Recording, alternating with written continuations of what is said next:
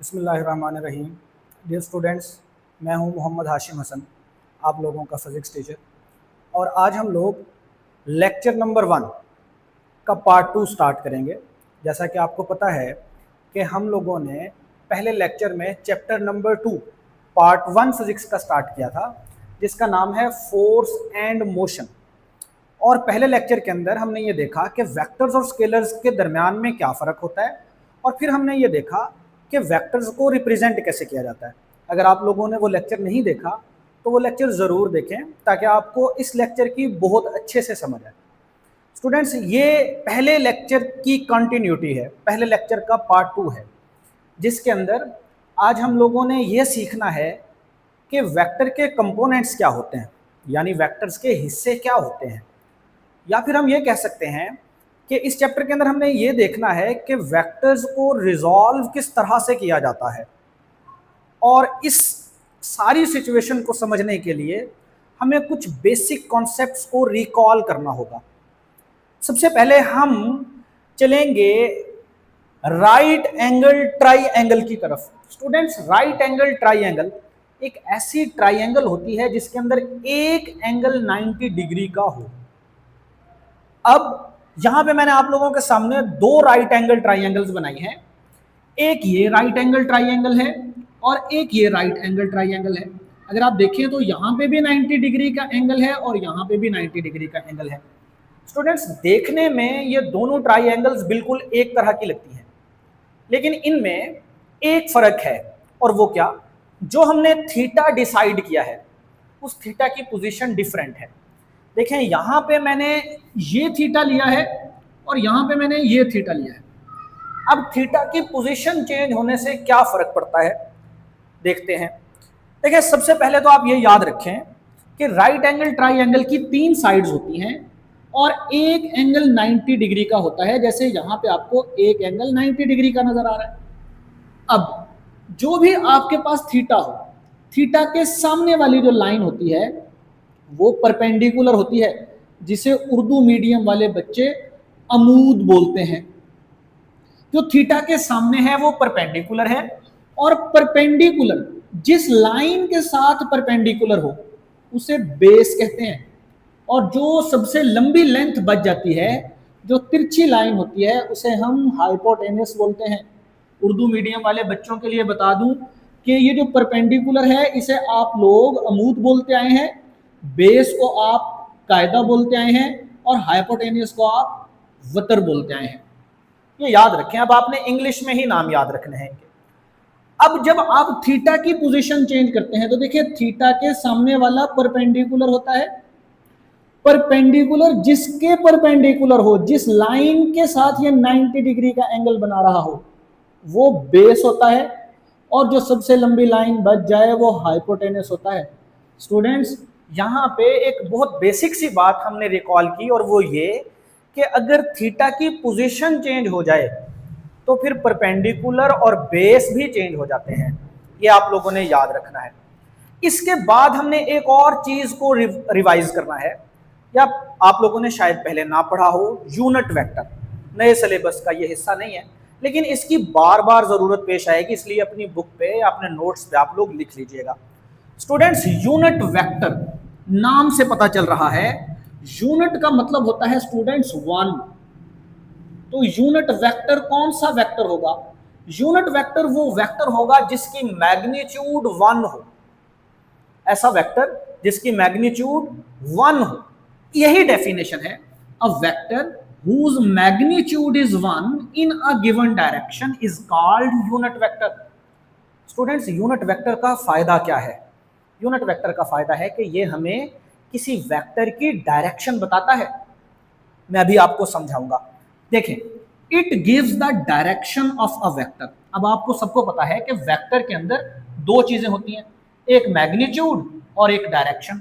देखिए, ये मेरे पास अगर एक वेक्टर ए है तो इसके अंदर दो चीजें हैं, एक इसकी मैग्नीट्यूड और एक इसकी डायरेक्शन। अब दोबारा सुने, ये वेक्टर है जिसके ऊपर एरो का साइन लगा हुआ है।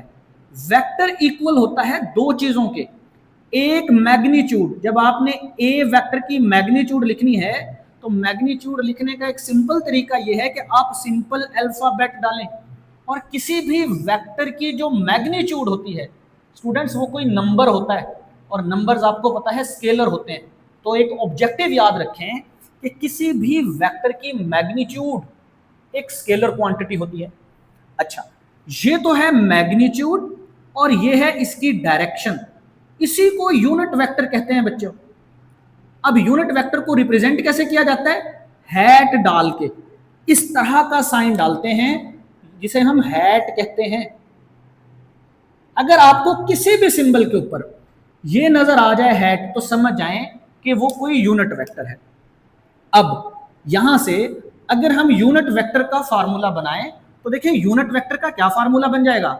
ए unit vector as it is, ये जो मैग्नीट्यूड है ये वेक्टर के साथ जाके डिवाइड हो जाएगी। तो यूनिट वेक्टर का फार्मूला हमारे पास क्या बना? Vector divided by its magnitude. तो याद रखें the ratio of a vector and its magnitude is equal to the unit vector. अब सवाल यह है कि इस वेक्टर की मैग्नीट्यूड 1 ही क्यों रखी जाती है?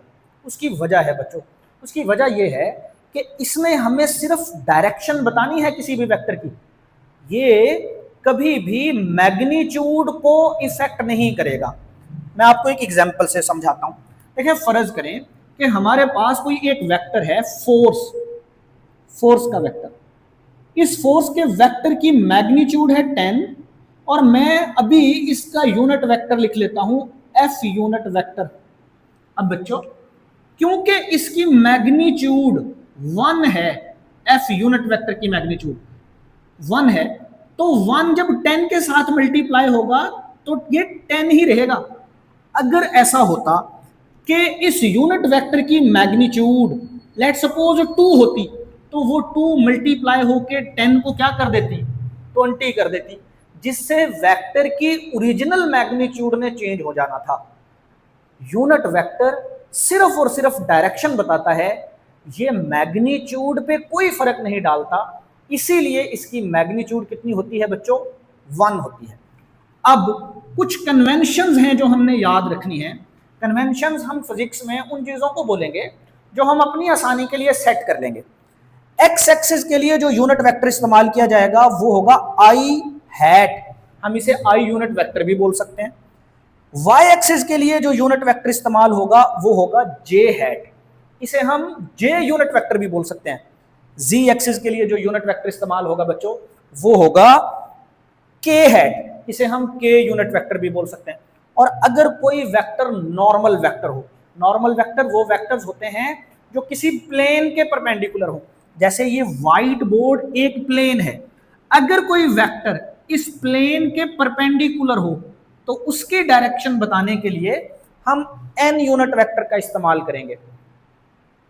क्विक रिव्यू करते हैं। एक्स एक्सिस के लिए कौन सा यूनिट वेक्टर इस्तेमाल होगा? I unit vector. Y axis के लिए जे यूनिट वेक्टर और जी एक्सिस के लिए के यूनिट वेक्टर। आई होप आपको यूनिट वेक्टर की समझ आ गई होगी, इसे आपने अपने नोट्स पे लिख लेना है। अब आते हैं हम अपने मेन टॉपिक की तरफ बच्चों, जिसका नाम क्या है? Rectangular components of a vector.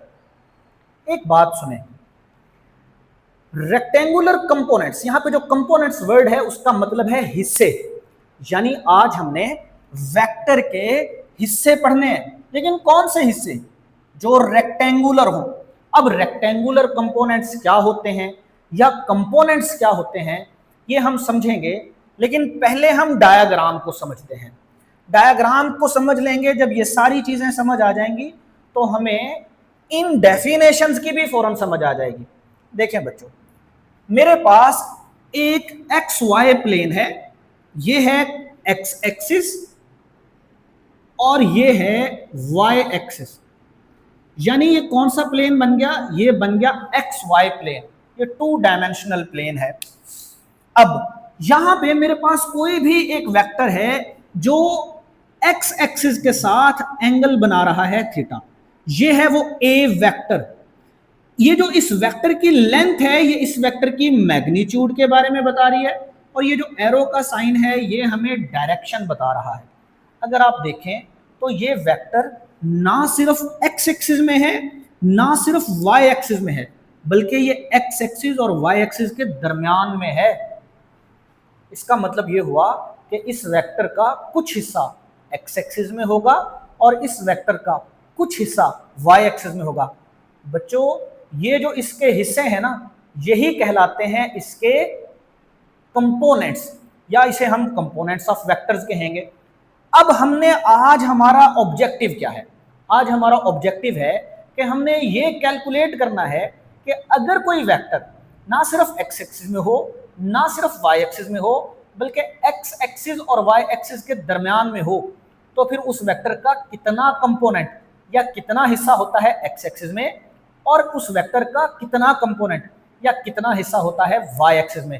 Students यही आज हमारा ऑब्जेक्टिव है। देखें, अब मैंने इस वेक्टर के कंपोनेंट्स बनाने हैं, तो कंपोनेंट्स बनाने का आसान तरीका क्या है? ये जो वेक्टर है ना, इसका हेड आपको नजर आ रहा है। आप इस वेक्टर के हेड से एक परपेंडिकुलर लाइन गिराएं एक्स एक्सिस पे, परपेंडिकुलर लाइन, ये तिरछी नहीं होनी चाहिए। ये लाइन जो आपने गिराई है ये एक्स एक्सिस के साथ 90 डिग्री का एंगल बनाती हो ये। अब बच्चों आप ये कह सकते हैं कि आपने वेक्टर ए का एक कंपोनेंट बना लिया। अब वो कंपोनेंट कितना होगा बच्चों? ओरिजिन से लेके जहां तक वो लाइन गिरी है ये होगा वेक्टर ए का एक्स कंपोनेंट। अब ये चूंकि वेक्टर ए का एक्स कंपोनेंट है तो इसे मैं क्या बोलूंगा? इसे मैं बोलूंगा ए एक्स, यानी ये वेक्टर ए का वो कंपोनेंट है जो एक्स एक्सिस में है, या फिर ये वेक्टर ए का वो हिस्सा है जो एक्स एक्सिस में है। लेकिन इसके साथ मैं यहां पे आई यूनिट वेक्टर लगाऊंगा। आई यूनिट वेक्टर क्यों लगाया? क्योंकि अभी मैंने आपको बताया कि एक्स एक्सिस के लिए हम कौन सा यूनिट वेक्टर इस्तेमाल करेंगे? आई यूनिट वेक्टर। तो बच्चों ये आ गया हमारे पास वेक्टर ए का एक्स कंपोनेंट। दोबारा सुन लें, हम वेक्टर ए के हेड से एक परपेंडिकुलर लाइन गिराएंगे। अब जहां पे आके लाइन गिरी है, जिस पॉइंट पे, लेट सपोज पॉइंट एम पे आके गिरी है वो लाइन, कहां से गिराई? लेट सपोज पॉइंट पी से, जहां पे वेक्टर ए का हेड मौजूद था। ये ओरिजिन से लेके जिस पॉइंट पे वो लाइन आके गिरी है, ये जो एक्स एक्सिस की लेंथ होगी यही कहलाएगा वेक्टर ए का एक्स कंपोनेंट।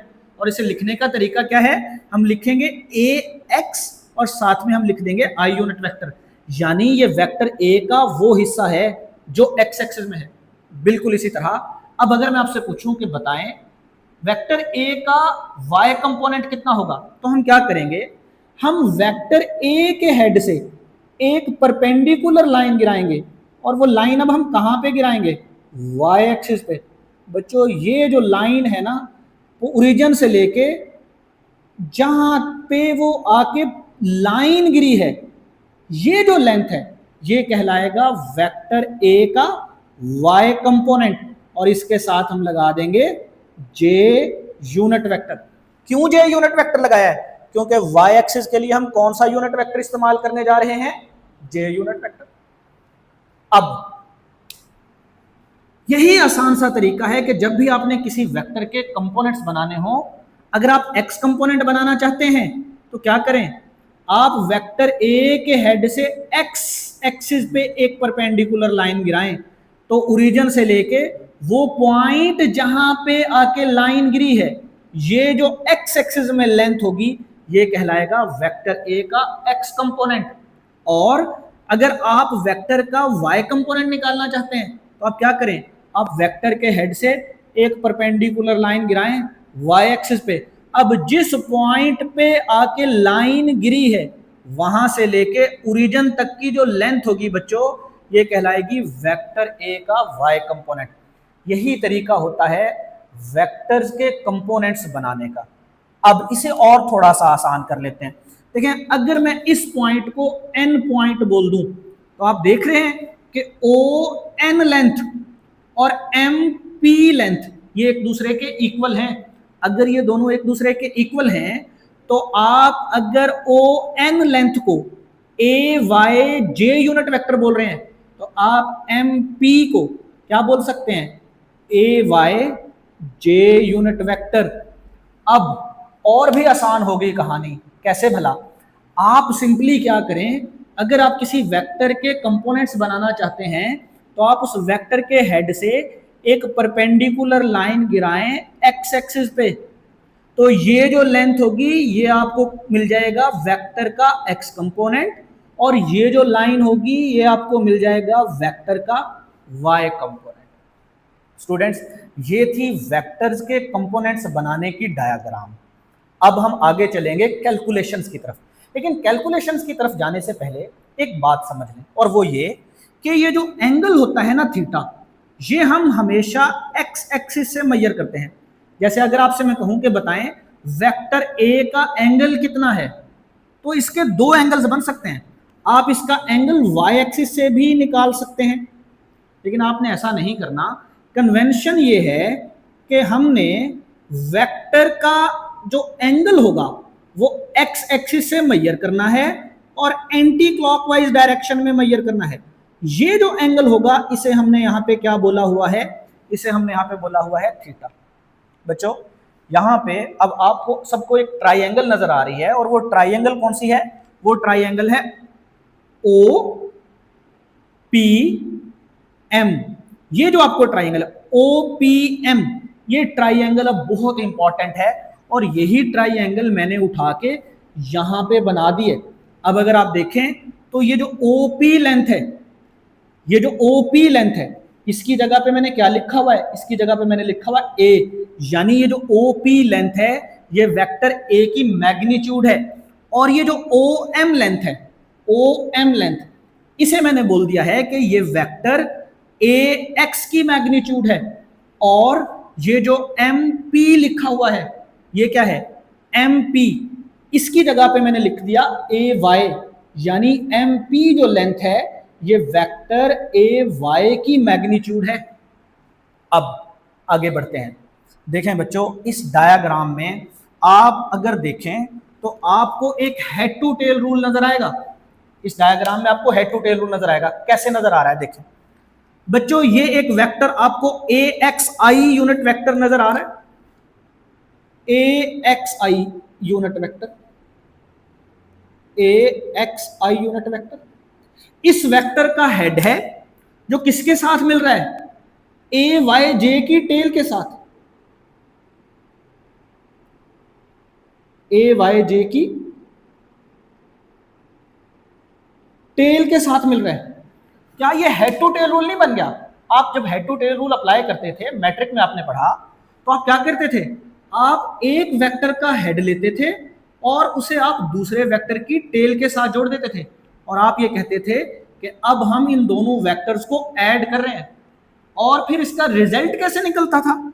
रिजल्ट इस तरह से निकलता था कि जहां पे हेड बच रहा है वहां पे हेड बना दें, जहां पे टेल बच रही है वहां पे टेल बना दें।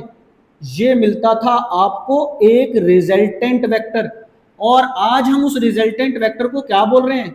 आज हम इस रिजल्टेंट वेक्टर को ए वेक्टर बोल रहे हैं।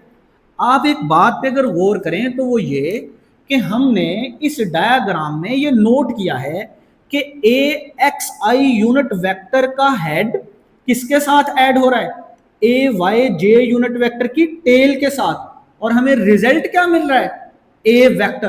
तो हम ये लिख सकते हैं कि ए वेक्टर किसके इक्वल है? ए वेक्टर इक्वल है a x i unit vector plus a y j unit vector के। तो फिर यहां पे इस इक्वेशन का मतलब क्या है? इस इक्वेशन का मतलब यह है कि अगर आप किसी वेक्टर के कंपोनेंट्स को ऐड कर दें तो आपको दोबारा वही वेक्टर पूरा मिल जाता है। यही लिखा हुआ है मैंने, it can be seen that the sum of rectangular components, ये जो रेक्टेंगुलर कंपोनेंट्स हैं, अगर आप इन कंपोनेंट्स का सम ले लें तो वो किसके इक्वल आ जाएगा? वो इक्वल आ जाएगा टू द वेक्टर इटसेल्फ। जिस वेक्टर के आपने कंपोनेंट्स बनाए हैं, अगर आप उन कंपोनेंट्स को तोड़ें तो दोबारा आपके पास वही वेक्टर बन जाएगा। ये बिल्कुल ऐसे ही है जैसे अगर हमारे पास 5 हो और मैं इसे तोड़ के 3+2 बना दूं, तो जब आप 3+2 को दोबारा ऐड करेंगे तो आपके पास क्या बन जाएगा, 5 बन जाएगा। तो जब आप एक वेक्टर को उसके हिस्सों में तोड़ेंगे, तो जब आप उसके हिस्सों को दोबारा जोड़ेंगे तो क्या बन जाएगा, वही वेक्टर बन जाएगा। बच्चों इसका मतलब क्या हुआ, इसका मतलब यह है कि आज हमने एक वेक्टर को उसके हिस्सों में तोड़ा है और हिस्सों को अगर दोबारा जोड़ दें तो वो क्या बन जाएगा, वो दोबारा वेक्टर बन जाएगा। इसलिए अपने नोट्स पे एक बात लिख लें कि ये जो रेजोल्यूशन ऑफ वेक्टर है ना, पढ़ क्या रहे हैं, रेजोल्यूशन ऑफ वेक्टर। ये जो रेजोल्यूशन ऑफ वेक्टर है यानी वेक्टर को रिजॉल्व करना, ये बेसिकली एडिशन ऑफ वेक्टर का ऑपोजिट है। ये रिवर्स प्रोसेस है किसका, एडिशन ऑफ वेक्टर्स का। तो आप ये लिख लें, the resolution of vector is reverse process of addition of vectors. Addition में आप क्या करते हैं, आप दो वेक्टर्स को जोड़ के एक वेक्टर बनाते हैं, लेकिन आज हमने क्या किया, आज हमने एक वेक्टर से तोड़ के दो वेक्टर बनाए। तो बच्चों ये बहुत इंपॉर्टेंट पॉइंट था, ये आप सबने नोट कर लेना है। अब हमने ax और ay की वैल्यूज कैलकुलेट करनी है। उसके लिए मैं यहां पे लिख दूंगा x कंपोनेंट और दूसरी हेडिंग मैंने दे दी y कंपोनेंट की। पहले हम x कंपोनेंट की वैल्यू कैलकुलेट करेंगे, उसके लिए एक इक्वेशन बनाएंगे। उसके लिए इक्वेशन बनाने के लिए आप लोगों के सामने मैंने यही ट्राइएंगल OPM यहां पे बना दी है, और आपको एक ट्रिग्नोमेट्रिक फंक्शन का पता है, वो होता है cos थीटा। और cos थीटा किसके इक्वल होता है, cos थीटा इक्वल होता है बेस ओवर हाइपोटेन्यूज के। जो उर्दू मीडियम वाले बच्चे हैं वो इसको पढ़ते थे कायदा बटा वतर, तो आप लोगों ने इसे अब याद रखना है बेस ओवर हाइपोटेन्यूज। अब जरा देखें, cos theta as it is आ गया, ये इक्वल का साइन एज इट इज आ गया, बेस की जगह पे मैं क्या लिख सकता हूं, OM, बेस की जगह पे आ गया OM, और हाइपोटेनियस की जगह पे मैं लिख सकता हूं OP, ये आ गया OP। अब बच्चों इसे दोबारा लिखते हैं, cos थीटा आ गया एज इट इज, इक्वल का साइन आ गया एज इट इज। अब OM किसके इक्वल है, AX के, और OP किसके इक्वल है, A के। यहां से अगर मैं AX की इक्वेशन बनाऊं यानी वेक्टर के x कंपोनेंट की इक्वेशन बनाऊं तो वो क्या होगा, वो होगा A इंटू कॉस थीटा। तो आज आप लोगों ने याद रखना है कि किसी भी वेक्टर का जो x कंपोनेंट होता है वो किसके इक्वल होता है, वो इक्वल होता है product of magnitude of vector and cos theta. ये बहुत इंपॉर्टेंट ऑब्जेक्टिव भी है और न्यूमेरिकल्स में भी इस्तेमाल होगा, याद रखिएगा। तो x कंपोनेंट की क्या इक्वेशन बन गई, x कंपोनेंट की इक्वेशन बन गई ax is equal to a cos theta. अब हमने इसी ट्राइएंगल की मदद से y कंपोनेंट की इक्वेशन बनानी है। y कंपोनेंट की इक्वेशन के लिए मैंने एक और ट्रिग्नोमेट्रिक फंक्शन लिखा जिसे आप साइन थीटा कहते हैं। और साइन थीटा बच्चों किसके इक्वल होता है, साइन थीटा इक्वल होता है परपेंडिकुलर ओवर हाइपोटेन्यूज के। ये आप लोग पढ़ के आए हैं, और उर्दू मीडियम वाले बच्चे इसे पढ़ते थे अमूद बटा वतर। तो अब आप लोगों ने इसे याद रखना है परपेंडिकुलर ओवर हाइपोटेन्यूज। जरा देखें, sine theta is equal to perpendicular, अब कौन है, जो थीटा के सामने होता है, लेक्चर के शुरू में बताया। तो परपेंडिकुलर की जगह पे क्या आएगा, MP, और हाइपोटेनियस की जगह पे क्या आएगा, OP। अब जरा देखें, sine theta as it is, equal का sine as it is, MP की जगह पे क्या लिख दूं, AY, क्योंकि MP लेंथ किसके इक्वल है, AY के, और OP लेंथ किसके इक्वल है, A के। यहां से अगर मैं AY की इक्वेशन बनाऊं तो बच्चों AY की क्या इक्वेशन बनेगी, AY की इक्वेशन बनेगी A sine theta, A sine theta. ये हमारे पास इक्वेशन बन गई वेक्टर के y कंपोनेंट की। तो आप इस इक्वेशन को इस तरह से पढ़ सकते हैं कि किसी भी वेक्टर का जो y कंपोनेंट होता है वो किसके इक्वल होता है, वो इक्वल होता है multiple of magnitude of vector and sine theta के। मैं आप लोगों को एक असाइनमेंट दे देता हूं, ये अभी आप लोगों ने सॉल्व करनी है। फर्ज करें कि हमारे पास एक वेक्टर है और उस वेक्टर को हम बोल देते हैं एफ वेक्टर, एफ वेक्टर। और इस एफ वेक्टर की जो मैग्नीट्यूड है, एफ वेक्टर की जो मैग्नीट्यूड है वो है लेट सपोज 10 न्यूटन, और ये एंगल बनाता है एक्स एक्सिस के साथ लेट सपोज 30 डिग्री। अब आपने क्या करना है, आपने इसका x कंपोनेंट यानी आपने इसका एफ एक्स कैलकुलेट करना है और आपने इसका एफ वाई कैलकुलेट करना है। ये आप लोगों ने असाइनमेंट अभी सॉल्व करनी है। मैं आपकी हेल्प कर देता हूं। एफ एक्स किसके इक्वल होगा बच्चों? जैसे ए एक्स किसके इक्वल है? ए कॉस थीटा के। तो बी एक्स किसके इक्वल होगा? बी कॉस थीटा के। डी एक्स किसके इक्वल होगा? डी कॉस थीटा के। तो एफ एक्स किसके इक्वल होगा? एफ कॉस थीटा के। यानी आपने एफ और कॉस थीटा को मल्टीप्लाई करना है तो आपको एक्स कंपोनेंट मिल जाएगा। और आपको एफ वाई कैसे मिलेगा? क्योंकि ए वाई किसके इक्वल है? ए साइन थीटा के। बी वाई किसके इक्वल होगा? बी साइन थीटा के। तो बच्चों एफ वाई किसके इक्वल होगा? एफ साइन थीटा के। आपने एफ की वैल्यू और साइन 30 की वैल्यू को मल्टीप्लाई करना है तो आपको इस वेक्टर का वाई कंपोनेंट मिल जाएगा। स्टूडेंट्स ये है एग्जाम्पल जो आपको मजीद अंडरस्टैंडिंग इसकी करवा देगी। अब आ जाएं डेफिनेशंस की तरफ। देखें, सबसे पहले तो हम पढ़ते हैं रेक्टेंगुलर कंपोनेंट्स ऑफ वेक्टर क्या होते हैं। बच्चों ये जो आज हमने ए वाई और ए एक्स ये जो दो कंपोनेंट्स हमने बनाए हैं ना, यही रेक्टेंगुलर कंपोनेंट्स होते हैं। रेक्टेंगुलर कंपोनेंट्स क्या होते हैं? किसी वेक्टर के वो हिस्से जो एक दूसरे के परपेंडिकुलर हों। तो क्या आप देख रहे हैं कि ए एक्स और ए वाई एक दूसरे के साथ क्या एंगल बना रहे हैं? 90 डिग्री। 90 डिग्री। तो कंपोनेंट्स क्या होते हैं? The rectangular components, the components of a vector which are perpendicular to each other are called rectangular components of a vector। वो कंपोनेंट्स किसी वेक्टर के, वो हिस्से किसी वेक्टर के जो एक दूसरे के परपेंडिकुलर हों, जो एक दूसरे के साथ 90 डिग्री का एंगल बना रहे हों, उनको कहते हैं रेक्टेंगुलर कंपोनेंट्स ऑफ वेक्टर। और यहाँ पे एक बात बहुत इंपॉर्टेंट है जो एमसीक्यू के लिए भी आपने याद रखनी है कि अगर कोई वेक्टर किसी प्लेन में पाया जाए, जैसे यहाँ पे ये जो ए वेक्टर था ये एक्स वाई प्लेन में था, या ये वेक्टर अगर वाई जी प्लेन में होता, या ये वेक्टर अगर एक्स जी प्लेन में होता। अगर कोई वेक्टर स्टूडेंट्स किसी प्लेन में पाया जाए तो उसके आप दो कंपोनेंट्स बना सकते हैं। तो याद रखना है कि a vector can be resolved in two rectangular components. ये भी बहुत इंपॉर्टेंट बात है जो आप लोगों ने याद रखनी है। अब आ जाए कंपोनेंट ऑफ वेक्टर क्या होता है।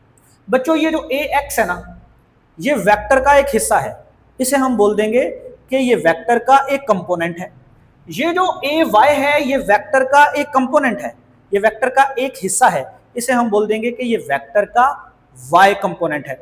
बच्चों यही डेफिनेशन लिखी हुई है, किसी वेक्टर का वो असर जो किसी एक डायरेक्शन में हो वो उसका कहलाता है कंपोनेंट। देखें ये ए एक्स क्या है? ये ए एक्स वेक्टर ए का वो असर है जो एक्स एक्सिस में है। ए वाई क्या है? ए वाई वेक्टर ए का वो असर है, वो हिस्सा है जो वाई एक्सिस में है। तो फिर आप ये कह सकते हैं कि कंपोनेंट क्या होता है? The effective value of a vector in a given direction is called component of vector. अगर रेक्टेंगुलर कंपोनेंट्स बनाने हैं तो वो दो बनेंगे, लेकिन अगर रेक्टेंगुलर कंपोनेंट की शर्त ना हो, यानी अगर आपके पास ये शर्त ना हो कि वेक्टर के जो कंपोनेंट्स हैं वो एक दूसरे के परपेंडिकुलर हों, अगर ये शर्त ना हो तो फिर आप किसी वेक्टर के बेशुमार कंपोनेंट्स बना सकते हैं, यानी इनफाइनाइट नंबर ऑफ कंपोनेंट्स बना सकते हैं। मैं आपको एक एग्जांपल से समझाता हूं। देखिए फर्ज करें कि जैसे मेरे पास यहां पे एक वेक्टर है f जिसकी मैग्नीट्यूड 10 है, तो मैं इस 10 को दो हिस्सों में भी तोड़ सकता हूं। मैं इस 10 को 2 + 3 + 5 3 हिस्सों में भी तोड़ सकता हूं। मैं इस 10 को 2 + 2 + 2 + 4 4 हिस्सों में भी तोड़ सकता हूं। और मैं अगर 1 1 1 1 1 सारे हिस्से 1 ले लूं तो मैं इस वेक्टर को 10 हिस्सों में तोड़ सकता हूं।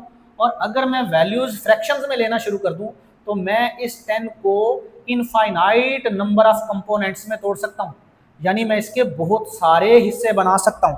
तो इसीलिए मैंने यहां पे लिखा है a vector can be resolved in infinite number of components. अगर सिर्फ कंपोनेंट्स बनाने हैं तो आप जितने मर्जी बनाएं, लेकिन अगर आपने रेक्टेंगुलर कंपोनेंट्स बनाने हैं जो एक दूसरे के परपेंडिकुलर हों, यानी ए एक्स और ए वाई, तो वो सिर्फ 2 ही होते हैं और उन दोनों की इक्वेशंस हमने यहाँ पे आज डिराइव कर ली हैं।